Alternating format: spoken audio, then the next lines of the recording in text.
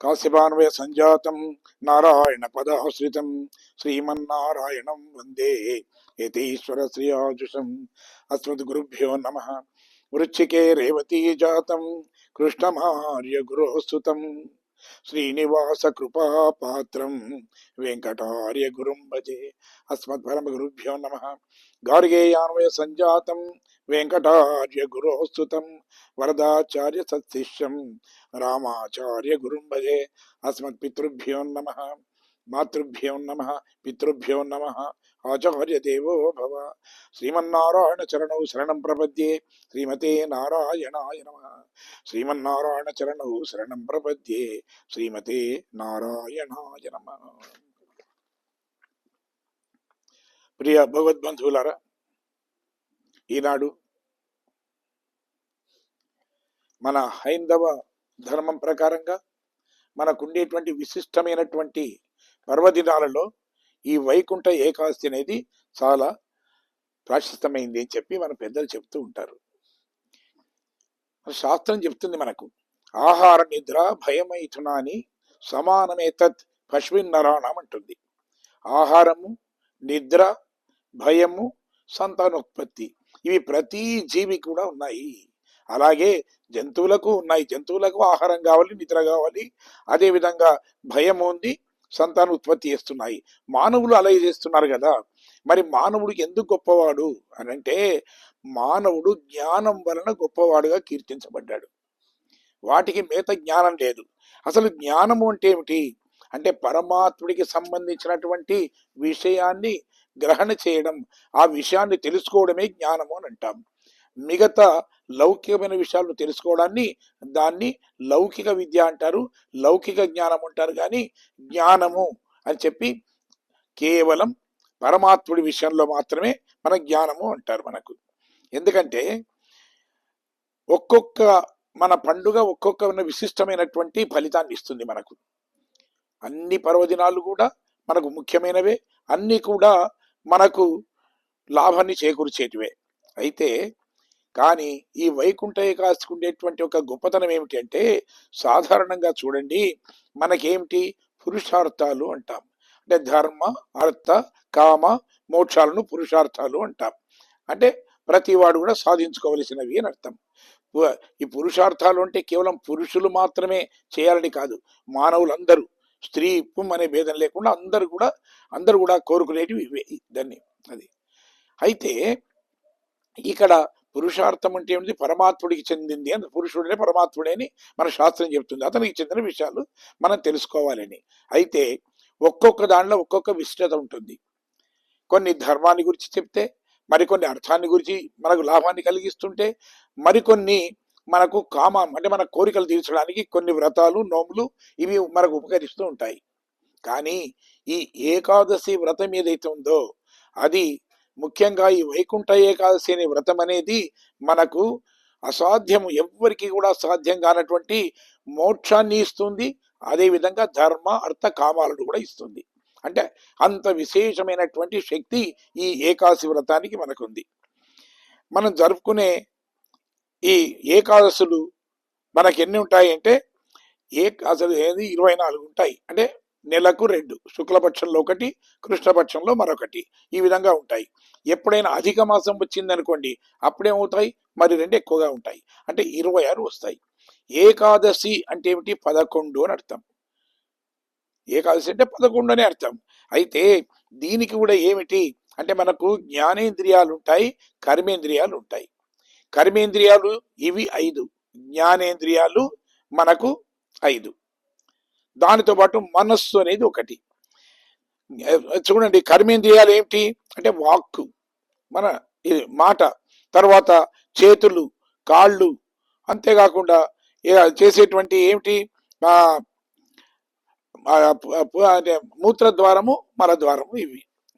ఇక జ్ఞానేంద్రియాలు అంటే కళ్ళు, చెవులు, ముక్కు, నాలుక, చర్మం ఇవి 5 అవి 5. ఇవన్నీ కూడా చాలా శక్తివంతమైనవే, ఒకదాని మీద ఒకటి ఆధారపడి ఉండవు. ఇవి దేనికి అదే గొప్పగా ఉంటుంది. కానీ వీటన్నిటికన్నా కూడా గొప్పది ఏమిటి అంటే మనస్సు. అదేమిటి? రారాజు అంటారు. మనస్సు ఒక్కటి ఉంటే ఈ 10 ఇంద్రియాలు కూడా అవి ఒక కట్టు బంధానంలో ఉంటాయి. అందుకే అంటారు ఈ ఇంద్రియాలన్నీ గుర్రాల లాంటివి అంటారు. మనస్సు అనేది ఏమిటి? కళ్ళెం లాంటిది అంటారు. అంటే కళ్యాన్ని పట్టుకున్నప్పుడు గుర్రాలు ఎంత ఎంత అవి గొప్పవైనప్పటికీ కూడా అవి తప్పకుండా ఆధీనంలో ఉంటాయి. అలాగే ఈ మనస్సు అనేది మనం ఆధీనంలో ఉంచుకుంటే, మనస్సుకు మంచి పనులు చేసే అలవాటు చేస్తే, అంటే ఏమిటి? ఆలయానికి వెళ్ళడం కానివ్వండి, పరమాత్ముడి సేవలో పాల్గొనడం కానివ్వండి, పరులకు ఉపకారం చేయడం కానివ్వండి, సత్యాన్ని మాట్లాడించడము, ఇలాంటి మన శరీరానికి తర్వాత అలాగే మన మనస్సు కూడా అలవాటు చేయాలి. ఆ విధంగా అలవాటు చేస్తే అది ఏమవుతుంది అంటే మంచి పనులు చేయడానికి మాత్రమే అది ఉంటుంది. అందుకే మనకు భగవద్గీతలో కూడా కృష్ణ పరమాత్ముడు చెప్తాడు మనకు. ఏమంటాడు? ఇంద్రియాని పరాణ్యాహు ఇంద్రియేభ్య పరం మనః అంటాడు. అంటే అసలు ఇంద్రియాలన్నీ కూడా గొప్పవే, కానీ మనస్సు అంతకన్నా కూడా గొప్పది, అది రాజు లాంటిది అంటారు. యథా రాజా తథా ప్రజ అన్నట్టు ఒకవేళ మన మనస్సు అనేది చక్కగా ఉంటే మన ఇంద్రియాలు చక్కగా పనిచేస్తాయి. ఇంద్రియాలు చక్కగా పనిచేస్తే మన జీవితం చక్కగా ఉంటుంది. అంతేకాకుండా ధర్మ మార్గంలో మనం వెళ్ళడానికి మనకు అవకాశం ఉంటుంది. మీరు చూడండి, మనకు రామాయణంలో చూస్తే మనకు కనిపిస్తుంది. సీతమ్మను రావణాసురుడు చూశాడు. అతనికి ఏమనిపించింది అంటే సీతమ్మ మీద అతనికి కామం కలిగింది, కోరిక కలిగింది. దాని ఫలితం ఏమైంది? అతడు రాముడి చేత సంహరించబడ్డాడు, సమూలంగా నాశనం అయిపోయాడు. అదే సీతమ్మను విభీషణుడు చూశాడు. అతని కళ్ళకి ఎలా కనిపించింది అంటే ఒక మాతృమూర్తిలా, ఒక లక్ష్మీదేవిలా కనిపించింది, ఆదరణీయమైనటువంటి స్త్రీగా కనిపించింది. అందుకని అప్పుడు విభీషణుడు ఏమిటి? రక్షించబడ్డాడు, లంకా నగరానికి రాజుగా మారాడు. అంటే ఈ మనస్సు అనేది అలాంటిది. మనస్సులో కలిగేటువంటి కోరికలు మంచివైతే మంచి పనులు చేస్తాం, ఆ మంచి పనుల వల్ల మనకు మంచే కలుగుతుంది. కానీ చెడుగా ప్రవర్తించడం, చెడుగా చేయడం అనేది కేవలం మన మనస్సు మీద మాత్రమే ఆధారపడి ఉంటాయి అంటారు. అందుకే మనకు చెప్తుంది అంటే మన ఇంద్రియాలన్నీ కూడా వీటిని అదుపులో ఉంచేది కేవలం మన మనస్సే అంటూ, అది కళ్యం లాంటిది అని మనకు ఉపనిషత్తు కూడా అదే విషయాన్ని మనకు చెప్తుంది మనకు. అందుకే ఈ మనస్సును మనం అదుపులో ఉంచుకోవాలి. అదుపులో ఉంచుకోవాలంటే మనం ఏం చేయాలి? అలవాటు చేయాలి. అది మన ఏవ మనుష్యానాం కారణం బంధ మోక్షయో అని పెద్దలు మనకు బోధిస్తుంటారు. అంటే మనం మంచి జరిగినా చెడు జరిగినా, మన ఆలోచనలు మంచిగా ఉన్నా చెడుగా ఉన్నా, మన ప్రవర్తన మంచిదైనా చెడుదైనా, మనం చేసేటువంటి పనులు మంచివైనా చెడువైనా అన్నిటికీ కారణం ఏంటయ్యా అంటే కేవలం మనస్సే. మన మనస్సు అనేది నిశ్చలంగా మంచిగా ఉంటే, ఆ మనస్సు అనేది పరిశుద్ధంగా ఉంటే మనం అన్ని మంచి పనులే చేస్తాం. లేదు, కల్మషమైనటువంటి మనస్సులో కల్మషం ఏర్పడితే దానివల్ల మనం చెడు పనులే చేస్తాము అని చెప్తారు. అందుకే మనం ఈ శరీరానికి మనస్సుకు కూడా మంచి విషయాలు అలవాటు చేయాలి అంటారు. ఏకాదశి రోజున ఉపవాసం ఉండాలి అని చెప్తుంది శాస్త్రం. అంటే ఉపవాసం అని అంటే కేవలం అన్నం మాత్రమే తినవద్దు, మనం కావాలంటే ఆ రోజున పలహారాలు తినవచ్చు, పిండి వంటలు కూడా మెక్కవచ్చు అని కాదు. ఆ రోజు ఉపవాసం ఉండాలి. ఉపవాసం అంటే మనకేమిటి అంటే ఏం లేదండి, నేను ఏమి తినకుండానే ఉన్నాను, ఆహారం తినలేదు, కానీ నేను చేసే పనులన్నీ నేను అది కాదు ఉపవాసం అంటే. అసలు ఇతర విషయాలను ఏమంటారు? ఉపసమీపేయో వాస ఉపవాస ఇది కథ్యతే అంటారు.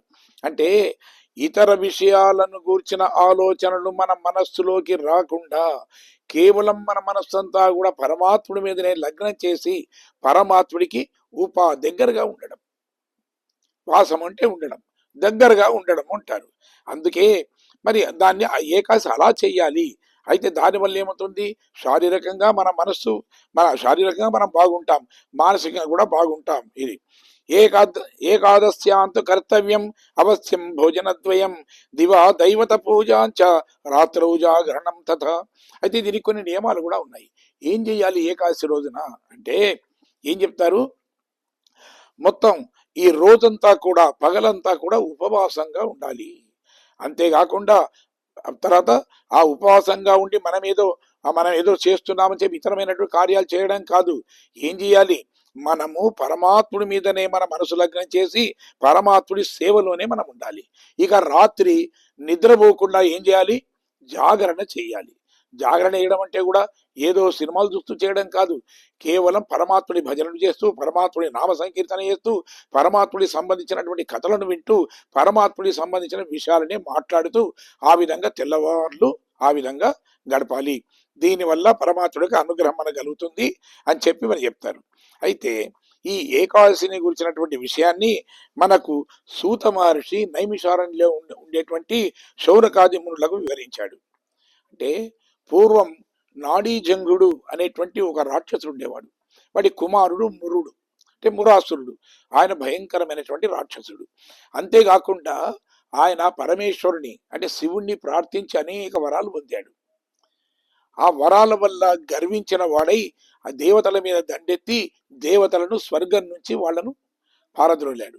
అంతేకాకుండా ఋషులు మునులను వీళ్ళందరూ కూడా బాధించడం ప్రారంభించాడు.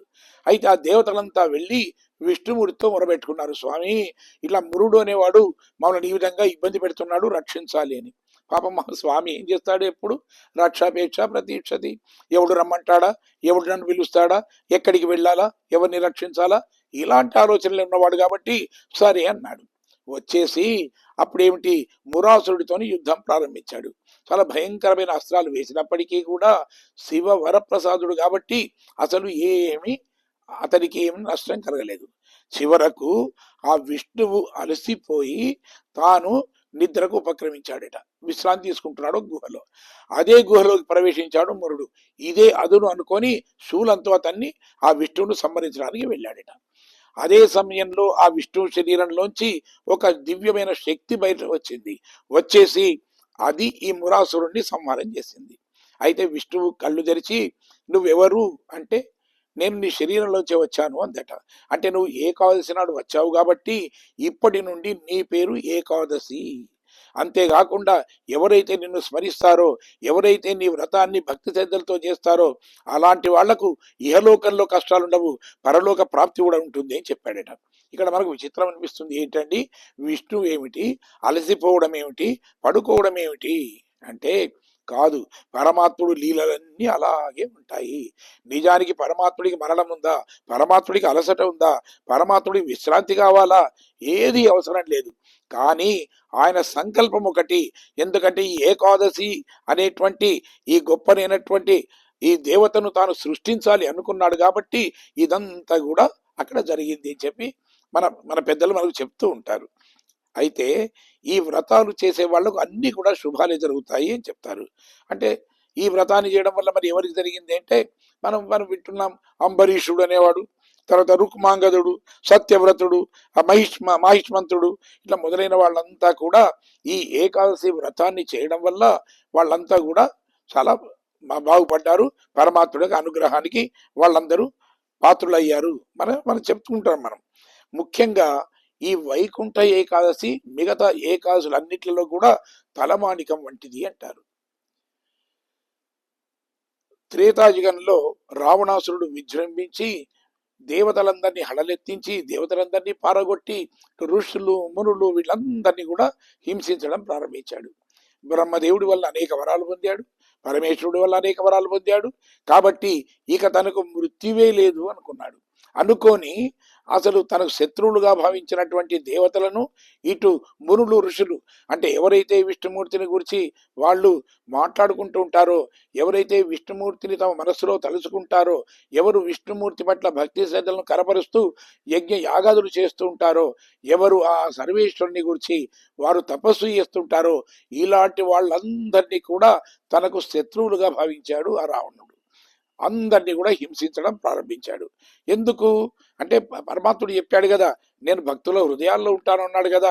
కాబట్టి ఆ విధంగా భక్తుల హృదయాల్లో ఉన్నటువంటి ఆ స్వామి బయటకు వస్తాడేమో, కాబట్టి అలాంటి వాడిని తుదముట్టించాలి అనుకున్నాడు రావణాసురుడు. సరే, ఆ రావణాసురుడు యొక్క బాధలు పడలేక దేవతలందరూ వైకుంఠానికి వెళ్ళి ఆ స్వామికి మొరబెట్టుకున్నారు. ఎప్పుడు మొరబెట్టుకున్నారు అంటే, ఈ వైకుంఠ ఏకాదశి రోజునే వాళ్ళంతా వెళ్ళి స్వామికి మొరబెట్టుకున్నారట. అయితే ఆ స్వామి ఉత్తర ద్వారం ద్వారా వచ్చేసి వీళ్ళకు దర్శనాన్ని ఇచ్చాడు. ఆ విధంగా ఉత్తర ద్వార దర్శనము దేవతలు మునులు వీళ్ళందరూ చేసుకున్నారు కాబట్టి అందరి కోరికలు కూడా నెరవేరాయి. పరమాత్ముడు రాముడిగా అవతరించాడు, రావణాసురుడిని సంవరించాడు, ఋషులు మునులందరినీ కాపాడాడు, దేవతలను ఆదుకున్నాడు. ఈ భూలోకంలో ఉండేటువంటి కష్టాలన్నిటిని కూడా అందరి కూడా తొలగించారు.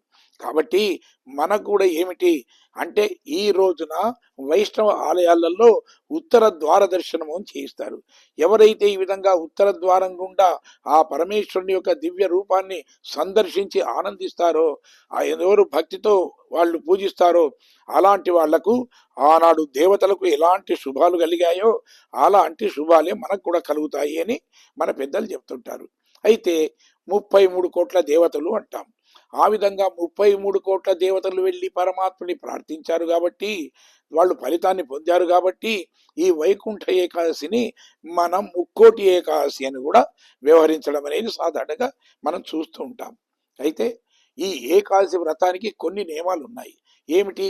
ఒక రోజు మొదలు వచ్చేటువంటి దశమి రోజున ఒక పూట మాత్రమే మనం భోజనం చేయాలి, రాత్రి ఏమి తినకూడదు. ఏకాదశి నాడు ఏమి తినకుండా ఉపవాసంగా ఉండాలి. ఉపవాసం అంటే మనం చెప్పుకున్నాం ఎలా ఉండాలో ఇది. తర్వాత మళ్ళీ ద్వాదశి నాడు ద్వాదశి గడియలు పోకంటే మొదలే అప్పుడు ఏదైనా ఆహారాన్ని తీసుకోవాలి, మళ్ళీ ఎలాంటి ఆహారాన్ని ముట్టుకోవద్దు. ఇది అంటే ఏకాదశి నాడు ఏమి ఆహారం తీసుకోవద్దు. తర్వాత జాగరణ కూడా చేయాలి. రాత్రి తెల్లవారి ద్వాదశి రోజున ఆహారం తీసుకోవాలి, ఒకటే పూట, అది ద్వాదశి గడియలు పోకంటే మొదలు. కానీ మధ్యాహ్నం పడుకోకూడదు, మళ్ళీ రాత్రి వరకు పడుకోవద్దు. ఇవి ఇలాంటి నియమాలు ఉంటాయి. ఈ నియమాలు పాటించడం వల్ల మనకు ఆరోగ్యపరంగా కూడా ఎన్నో ఎన్నో ఎన్నో మంచి మంచి జరుగుతుంటాయి, మేలు జరుగుతుంది. అదేవిధంగా ఆధ్యాత్మిక పరంగా కూడా మనకు పరమాత్ముడికి అనుగ్రహం కలుగుతుంది అని చెప్తున్నారు. కాబట్టి ఇలాంటి ఈ శుభ పర్వదినాన్ని మనం అందరం కూడా మనం జరుపుకుందాం. స్వామివారి దివ్య రూపాన్ని మనం అందరం సందర్శిద్దాం. ఆ స్వామివారి కృపకు మనం పాత్రలు అవుదాం. జై శ్రీమన్నారాయణ. మంగళం కసురేంద్రాయ మహనీయ గుణ ఆత్మనే చక్రవర్తి తనూజాయ సార్వభౌమాయ మంగళం.